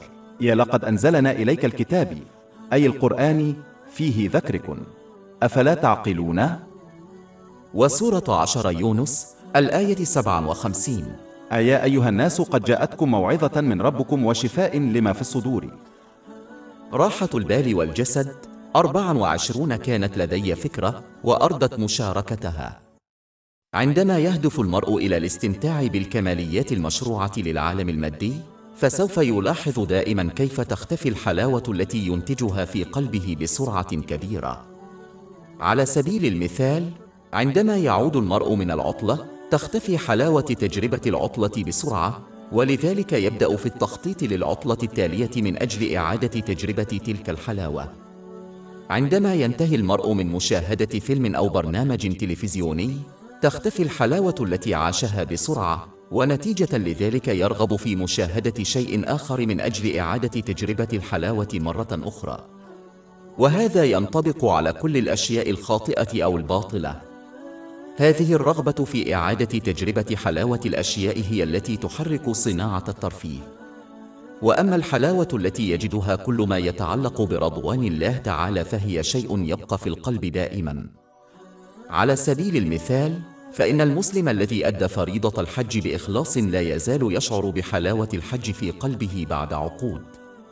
فالمسلم الذي يكمل مشروعا خيريا بصدق كبناء مسجد أو كفالة يتيم يظل يشعر بحلاوة تلك الصدقة لسنوات قادمة. ولهذا الواقع فإن من أراد أن يشعر بالحلاوة الداخلية باستمرار عليه أن يطلبها فيما يرضي الله تعالى، لا في الباطل والمعاصي. ثانياً، إن هذا الواقع علامة قوية تدل على ما له قيمة حقيقية في هذا العالم. أي شيء يدوم له قيمة، لكن الأشياء التي تتلاشى بسرعة هي متقلبة، وبالتالي ليس لها قيمة أو قيمة حقيقية. سورة النحل الآية 96. يا ما عندكم ينفد وما عند الله باق. قيمة كل شخص حسب ما يسعى إليه. إذا سعوا وراء ما هو دائم وقيم، فستكون لهم قيمة وسيستمر سلامهم وأفعالهم. ولكن إذا سعوا وراء ما هو متقلب وعديم القيمة، فسرعان ما سيختفي إحساسهم بالمتعة وستكون حياتهم أيضا عديمة القيمة.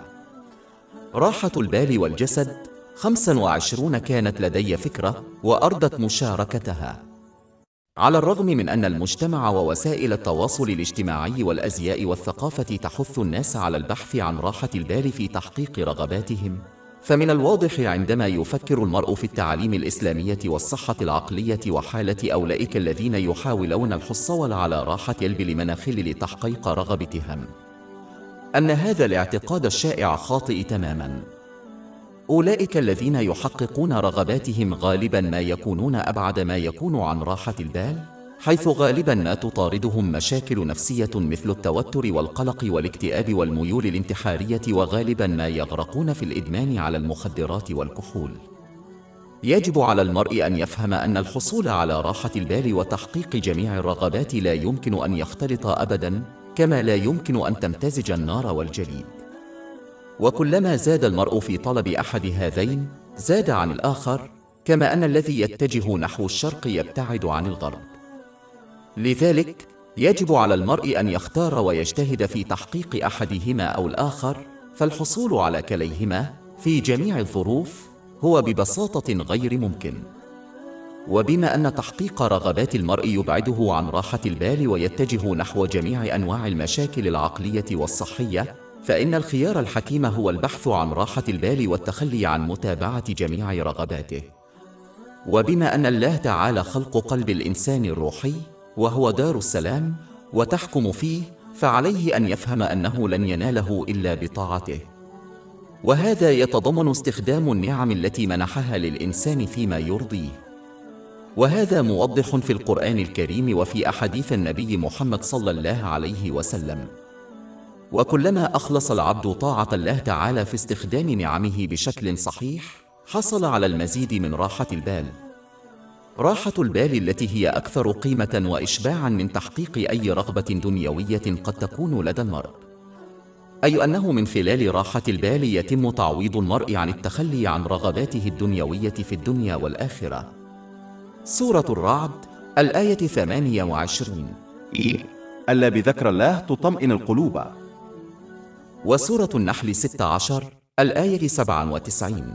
من عمل صالحا من ذكر أو أنثى وهو مؤمن فلنحيينه حياة طيبة ولنجزينهم أجرهم بأحسن ما كانوا يعملون. وفي المقابل فإن من استخدم النعم التي رزقها بما يرضي نفسه لم يتخلى إلا عن راحة البال، وبالتالي سيواجه حياة بائسة في الدارين حتى لو حققوا جميع رغباتهم الدنيوية ونالوا كل ما يقدمه العالم. سورة 20 طه الآية 124. ومن أعرض عن ذكري فإن له معيشة ضنكا ونحشره يوم القيامة أعمى. وفي الختام يجب على المرء أن يفهم أن الحصول على راحة البال وتحقيق جميع الرغبات الدنيوية لا يمكن الجمع بينهما في هذا العالم. يجب على المرء أن يختار أحدهما على الآخر، ولا يتطلب الأمر من عالم أن يقرر أيهما يجب اختياره. راحة البال والجسد 26 كانت لدي فكرة وأردت مشاركتها. غالبا ما يذكر المسلمون الذين يسافرون إلى أماكن مقدسة خاصة مثل مكة والمدينة أنهم يجدون الكثير من راحة البال والجسد هناك. ومع أن الأماكن المقدسة التي لها علاقة خاصة بالله تعالى تحظى بنصيب أكبر من رحمته وهو سبب لسلامتها، إلا أن هناك سببا مهما آخر هو تصرفات المسلمين الذين يسافرون إليها. ومن عادة المسلمين الذين يسافرون إلى هذه الأماكن المقدسة أن يزيدوا من طاعة الله تعالى في أفعالهم وأقوالهم طوال يومهم. فمثلا يصلون فريضتهم في المساجد ويستغلون مواردهم كالوقت فيما يرضي الله تعالى، ويصبحون أكثر حذرا في ارتكاب المعاصي اللفظية والجسدية. هذه هي الشروط التي وضعها الإسلام للحصول على راحة البال والبدن. سورة الرعد الآية 28. ألا بذكر الله تطمئن القلوب. وسورة النحل 16 الآية 97. من عمل صالحا من ذكر أو أنثى وهو مؤمن فلنحيينه حياة طيبة.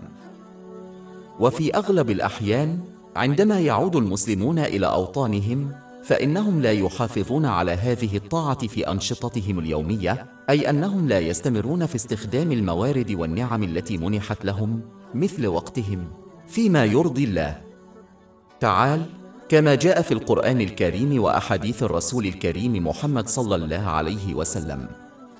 وهذا صحيح حتى لو قاموا بواجبات الإسلام القليلة، وبدلا من ذلك يركزون أكثر على استخدام بركاتهم بطرق ترضي أنفسهم والآخرين، وهذا يمنعهم من استيفاء الشروط التي وضعها الإسلام للحصول على راحة البال والبدن.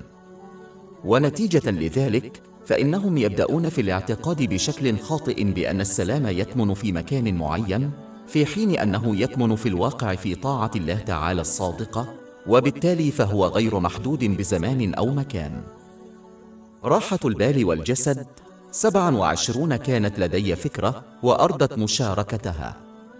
أحد الأسباب الرئيسية التي تجعل المسلمين الذين يؤدون الواجبات الأساسية مثل الصلوات الخمس ما زالوا يفشلون في تحقيق راحة البال هو أنهم يأخذون التعاليم الإسلامية من سياقها ويطبقونها في حياتهم وفقا لرغباتهم الخاصة، وبينما يعتقدون أنهم يتصرفون وفق تعاليم الإسلام فإنهم في الواقع لا يتبعون إلا أهوائهم الخاصة، وهذا يمنعهم من استخدام النعم التي أنعموا بها فيما يرضي الله تعالى، كما جاء في القرآن الكريم وسنة النبي محمد صلى الله عليه وسلم. وهذا يجعلهم ينسون الله تعالى في حياتهم اليومية حتى لو تمكنوا من أداء الواجبات الأساسية. سورة 20 طه الآية 124. ومن أعرض عن ذكري فإن له معيشة ضنكا. إن الشخص الذي يرغب في تحقيق رغباته المشروعة والباطلة سوف يأخذ آيات معينة من القرآن الكريم وأحاديث النبي الكريم محمد صلى الله عليه وسلم خارج سياقها لدعم رغباته وأهدافه. على سبيل المثال، هذا الشخص سوف يخطئ في تفسير سورة القصص 28 الآية 77: وابتغي فيما آتاك الله الدار الآخرة ولا تنس نصيبك من الدنيا. ويزعمون أن هذه الآية تحث على التمتع بملذات الدنيا الحلال. ومع أن الإسلام لم يحرم الشهوات الدنيوية المشروعة، إلا أنه حذر من الإفراط في الانغماس فيها، حيث يمنع ذلك من الاستعداد العملي للآخرة، وهو استغلال النعم فيما يرضي الله تعالى. وهذا هو معنى هذه الآية. ولا ينبغي للإنسان أن يتخلى عن الدنيا، ولا أن يتخلى عن قضاء حاجياته فيها، بل ينبغي لهم أن يستغلوا نعمهم الدنيوية فيما يرضي الله تعالى، دون إهمال ضرورياتهم أو ضروريات من يعولون. ومثال آخر هو أن يستشهد الآباء بالآيات والأحاديث التي تذكر فضل الوالدين ويستخدمونها لإثبات أن أبنائهم يجب عليهم طاعتهم دائما وعدم الاختلاف معهم أبدا. على الرغم من أن تعاليم الإسلام تؤكد على أهمية معاملة الوالدين بأقصى درجات الاحترام واللطف، إلا أن هذا لا يعني أنه يجب عليهم طاعتهم بشكل أعمى في كل موقف، ولا يجب عليهم طاعتهم في معصية الله تعالى. وللأبناء الحق في الاختلاف مع والديهم في الأمور المشروعة ما داموا محترمين، حتى أنه يسمح لهم باتخاذ خيارات قانونية لا يوافق عليها آباؤهم. فمثلا إذا أراد الأهل أن تتزوج ابنتهم من قريبهم، فلها كامل الحق في رفض الطلب، خاصة إذا كانت لديها أسباب وجيهة، مثل عدم قدرة الرجل على إعالتها ماليا إذا تزوج. فإخراج تعاليم الإسلام عن سياقها الصحيح سبب كبير من أسباب الضلال والتقصير في حقوق الله تعالى والعباد، ويمكن أن يؤدي إلى جدالات يمكن تجنبها، خاصة عندما يسيء المرء استخدام التعاليم الإسلامية ضد الآخرين. وعلاج ذلك هو أولا حسن النية، وهي إرضاء الله تعالى في جميع الأحوال، ثم تحصيل العلم الشرعي والعمل به بشكل صحيح، وهذا يؤدي إلى أداء حقوق الله تعالى والناس والسلام والنجاح في العالمين. سورة النحل الآية 97: من عمل صالحا من ذكر أو أنثى وهو مؤمن فلنحيينه حياة طيبة ولنجزينهم أجرهم بأحسن ما كانوا يعملون. راحة البال والجسد 28 كانت لدي فكرة وأردت مشاركتها. ومن التصورات الخاطئة التي يتداولها البعض أنهم يتوقعون عدم مواجهة الصعوبات في الدنيا إذا أطاعوا الله تعالى. أولا، طاعة الله تعالى تتعدى الفرائض القليلة كالصلوات الخمس، وتشتمل على استغلال جميع النعم فيما يرضي الله تعالى، كما بين ذلك في قوله تعالى: القرآن الكريم وسنة الرسول الكريم محمد صلى الله عليه وسلم. ومن يتصرف بهذه الطريقة سيحصل على راحة البال والجسد في كلا العالمين. سورة النحل الآية 97: من عمل صالحا من ذكر أو أنثى وهو مؤمن فلنحيينه حياة طيبة ولنجزينهم أجرهم بأحسن ما كانوا يعملون. وسورة 13 الرعد الآية 28: ألا بذكر الله تطمئن القلوب. لكن هذا لا يعني أن المرء لن يواجه اختبارات على شكل صعوبات، وهذا أمر لا مفر منه، لأن هذا هو الهدف الأساسي للعيش في هذا العالم. سورة الملك الآية 2: الذي خلق الموت والحياة ليبلوكم أيكم أحسن عملا. لكن من أطاع الله تعالى بإخلاص حصل على راحة البال والبدن حتى عندما يواجه الصعوبات، وسيتم منحهم القوة للتعامل مع الصعوبة حتى يتغلبوا عليها عقليا وجسديا، مع المحافظة على طاعة الله تعالى في كل وقت. وهذا يشبه المريض الذي تم تخديره حتى لا يشعر بألم الإجراء الطبي. ومن ناحية أخرى، فإن من لا يطيع الله تعالى سيواجه الصعوبات أيضا، لكن في حالتهم لن يمنحوا راحة البال أو الجسد أثناء ذلك، ولن تكون لديهم القوة العقلية أو الجسدية للتغلب عليها، ونتيجة لذلك سيستمرون في معصية الله تعالى دون ربط عصيانهم بالصعوبات التي يواجهونها. وبدلا من ذلك فإنهم سوف يلومون بشكل خاطئ سبب الصعوبات التي يواجهونها على الأشياء والأشخاص مثل أقاربهم وأصدقائهم، وهذا سيسبب لهم المزيد من المشاكل، حيث سيحاولون إزالة هذه الأشياء من حياتهم.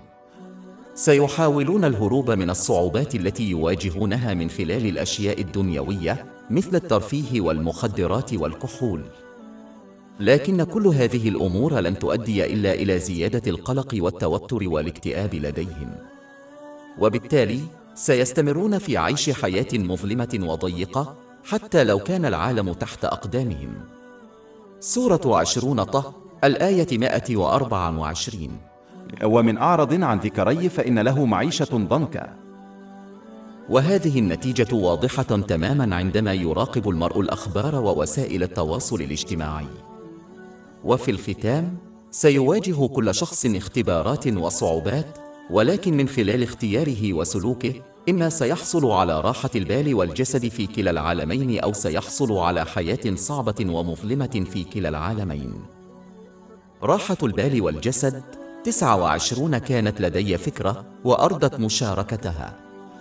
يعتقد بعض المسلمين خطأ أنه طالما كان الشيء حلالا فيمكن للمرء أن يمارسه بقدر ما يشاء، وهذا الموقف يتناقض مع تعاليم الإسلام، فكون الشيء حلالا لا يعني وجوب الانغماس فيه.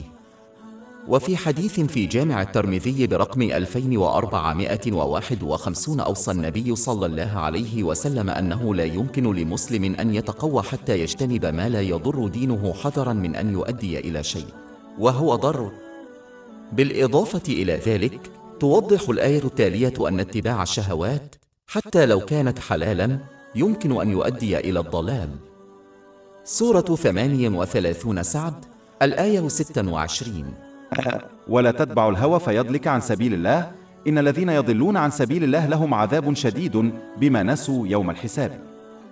وتبين هذه الآية السبب الذي يجعل الانغماس في الشهوات بما فيها الحلال يؤدي إلى الضلال. عندما يلاحق المرء بشكل مفرط رغباته المشروعة الدنيوية فإنه سيصرفه عن الاستعداد العملي ليوم القيامة، ويتضمن هذا الإعداد استغلال النعم التي أنعم بها على الوجه الذي يرضي الله تعالى، كما جاء في القرآن الكريم وسنة النبي محمد صلى الله عليه وسلم. إن السعي وراء رغبات المرء سيشجعه دائما على استخدام النعم بشكل غير صحيح، مما يؤدي بدوره إلى مشاكل في كلا العالمين. سورة 20 طه الآيات من 124 إلى 126. ومن أعرض عن ذكري فإن له معيشة ضنكا ونحشره يوم القيامة أعمى. قال رب لماذا رفعتني أعمى وأنا بصير؟ قال كذلك جاءتك آياتنا في نسيتها وكذلك اليوم تنسى.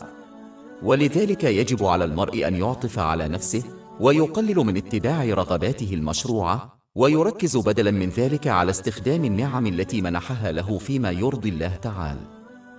وبما أن الله تعالى يتحكم في قلب الإنسان الروحي دار السلام ويتحكم في حكمه في الآخرة، فسوف يضمن لهم راحة البال والجسد في العالمين. سورة النحل الآية 97. من عمل صالحا من ذكر أو أنثى وهو مؤمن فلنحيينه حياة طيبة ولنجزينهم أجرهم بأحسن ما كانوا يعملون. راحة البال والجسد 30 كانت لدي فكرة وأردت مشاركتها. غالبا ما يكافح الناس لتحقيق التوازن بين السعي وراء سعادتهم وإرضاء الآخرين مثل أقاربهم. المشكلة في متابعة وسائل التواصل الاجتماعي والأزياء والثقافة هي أنها ستدفع المرء إلى تبني موقف متطرف، إما أن يتأرجحوا إلى جانب واحد حيث يسعون وراء متعة الناس، وهو أمر تؤيده العديد من الثقافات. سيؤدي هذا فقط إلى أن يتصرف المرء مثل الدجاجة مقطوعة الرأس التي تندفع بين خدمة أساتذة مختلفين من أجل إرضائهم. ولكن بما أن الناس مختلفون فإن ما يرضي شخصا قد يزعج شخصا آخر، لذا فإن هذا الشخص لن يرضي الجميع أبدا، وبالتالي لن يحصل أبدا على راحة البال أو راحة الجسد بنفسه. أو سوف يتأرجحون إلى الجانب المتطرف الآخر، حيث يتوقفون عن الاهتمام بحقوق الآخرين ومشاعرهم ويتبعون بدلاً من ذلك رغباتهم الخاصة فقط في محاولة للحصول على راحة البال. وسوف يرفضون الاستماع إلى أي نقد بناء، وهو أمر مطلوب للتطور الإيجابي للفرد والمجتمع. وسوف يهملون مسؤولياتهم تجاه الآخرين، الأمر الذي لن يؤدي إلا إلى المزيد من المشاكل لهم ولبقية المجتمع. وفي سعيهم وراء رغباتهم ينسون الله تعالى بسهولة، لانهمكهم في استخدام النعم التي حصلوا عليها فيما يرضي أنفسهم، حيث لم يعودوا يهتمون بأي شيء آخر. سيؤدي ذلك إلى فقدان راحة البال والجسد. سورة 20 طه، الآية 124. ومن أعرض عن ذكري فإن له معيشة ضنكا ونحشره يوم القيامة أعمى. إن الشخص الذي يتابع وسائل التواصل الاجتماعي والأزياء والثقافة سوف يتأرجح دائما من طرف إلى آخر. إن الطريقة الوحيدة لتحقيق حالة التوازن العقلي والجسدي هي طاعة الله تعالى خالق العقل والجسم البشري. عندما يفعل المرء ذلك، فإنه سيعطي الأولوية لإرضائه قبل كل شيء. ونتيجة لذلك، فإنهم لن يندفعوا من شخص إلى آخر سعيا لإرضائهم، بل يؤدون حقوق الآخرين وفق تعاليم الإسلام كما أمر الله تعالى، ولكنهم لا يتوقعون ولا يرجون من الناس جزاء ولا شكورا. فلا يهم رضا الناس عنهم أم لا، فهم يهدفون إلى رضا الله تعالى في جميع شؤونهم. ولكن بما أنهم يطيعون الله تعالى، فإنهم لا يظلمون الآخرين بل يؤدون حقوقهم، وسوف يقبلون أي انتقاد بناء طالما أنه يتماشى مع تعاليم الإسلام. وهذا يؤدي إلى تحسن إيجابي في سلوكهم تجاه الله تعالى والناس. وبما أنهم يهدفون إلى إرضاء الله تعالى، فسوف يستخدمون بركاتهم فيما يرضيه، كما هو موضح في القرآن الكريم وأحاديث النبي الكريم محمد صلى الله عليه وسلم. سيؤدي هذا إلى حالة ذهنية متوازنة، مما يؤدي إلى راحة البال والجسد في كلا العالمين. سورة النحل، الآية 97.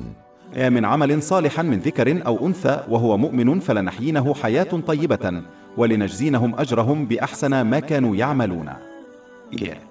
راحة البال والجسد 31 كانت لدي فكرة وأردت مشاركتها. عندما يحصل الناس على أي نوع من النجاح الدنيوي، فإنهم يشعرون بالرضا عن الجهود التي يبذلونها لتحقيق هذا النجاح. على سبيل المثال، غالباً ما يشعر الطالب الجامعي بالرضا عن ساعات المراجعة العديدة التي تحملها عندما حصل على شهادته. كلما كان الهدف الدنيوي عظيماً، كلما زاد شعور المرء بالرضا. وكذلك أولئك الذين ينالون الجنة في الآخرة سوف يكتفون بما بذلوه من جهد للحصول عليها خلال حياتهم على الأرض. والحقيقة أن هذا الشعور بالرضا هو أول ما ذكر عند وصف أهل الجنة في سورة الغاشية 88 الآيات من 8 إلى 9. وجوه يومئذ مسرورة بسعيها ترضى. لذلك يجب على كل مسلم أن يفكر في مقدار الرضا الذي يرغب في الشعور به يوم القيامة ويعمل وفقا لذلك. فإذا أراد الإنسان أن يشعر بهذا الرضا كما يتطلع إلى الشعور بالرضا الدنيوي، فعليه أن يسعى إلى تحقيق ذلك من خلال طاعة الله تعالى الصادقة، والتي تتضمن استخدام النعم فيما يرضيه، كما قال تعالى الواردة في القرآن لكريم وزنة للرسول لكريم محمد صلى الله عليه وسلم. راحة البال والجسد 32 كانت لدي فكرة وأردت مشاركتها. على عكس النجاح الدنيوي الذي هو متقلب للغاية بطبيعته، فإن النجاح الديني ليس واضحا دائما للناس. يرتبط النجاح الدنيوي دائما بالمكاسب المادية مثل الشهرة والثروة والسلطة، وبالتالي فهو واضح للناس. ولكن يجب على المسلم أن يفهم أن النجاح الحقيقي الدائم المرتبط بالإسلام ليس واضحا دائما. في معظم الحالات يتضمن النجاح الديني راحة البال والجسد، وهو أمر يصعب ملاحظته. كما أن الله تعالى لا يضمن لمن أخلص طاعته نجاحا دنيويا واضحا، فهو متقلب الطبع، ولا يؤدي إلى راحة البال والبدن.